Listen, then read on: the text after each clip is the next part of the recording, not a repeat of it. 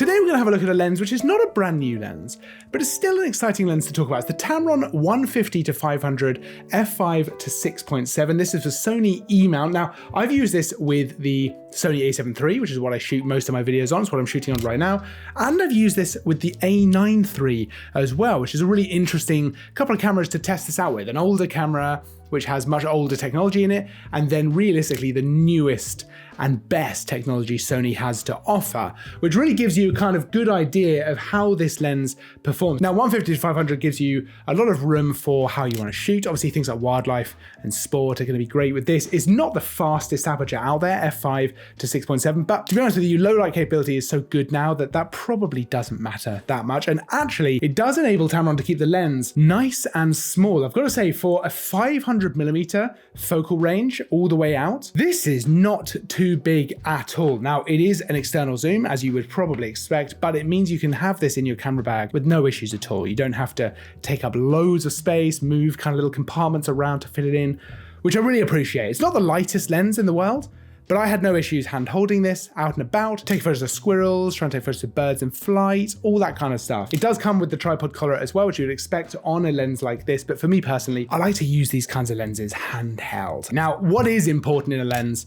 is image quality, and that is where Tamron have done, I think, a great job with this lens. It is so nice and sharp, beautiful images, lovely and sharp in the center, and out to the sides, and that's right from 150 to 500. And something that I thought was really interesting is you can get up very close to your subject, closer than I would have thought with a lens of this kind of reach, which means that you can take different kinds of photos than perhaps you would normally be thinking about with a nice telephoto zoom like this. Now, you've got a few controls on the side, stuff that you would generally expect: focus distance, AF/MF switch. You've got the vibration control on-off switch here on the lens, which is kind of Tamron's version of image stabilization. I was obviously using image stabilization in the camera as well, which does help. I didn't necessarily find the vibration control to be that helpful in the lens, but it still didn't stop me getting the shots I was looking to get. I didn't have any issues. And I wasn't only shooting on the brightest days either. I was shooting on cloudy days, so I didn't really have any issues with it. It just didn't seem to make a noticeable difference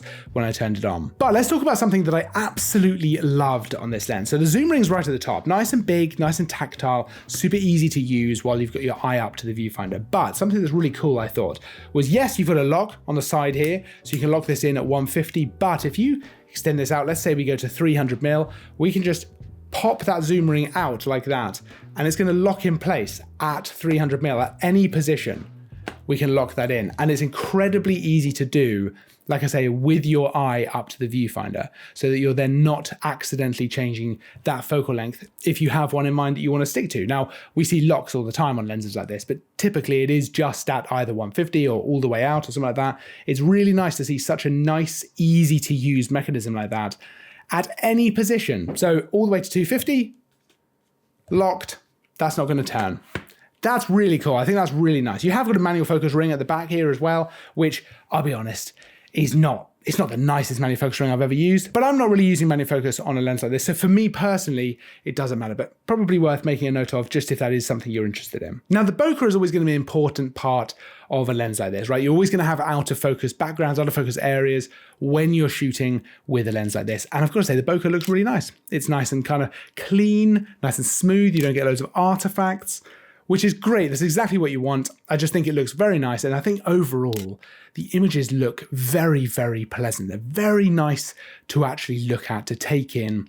I'm a big fan. I have had a really nice time at shooting with this lens, whether it was more sort of landscapey stuff, bit of wildlife, bit of action stuff. You could certainly do sports with this as well. There's a lot of room for the kinds of stuff that you can shoot with a lens like this. And I think there's some nice quality of life things on here, as well as lovely image quality, which is going to make your life very nice when you're shooting with it. And I think you'll be very happy with the images you get as well. You can check out the full spec of this lens, all the info you want to know, the pricing, everything, by checking out the link down in the description. Of course, don't forget to like and subscribe as well. There's new content all the time. I will see you in the next video, but until then, as always, thanks for watching.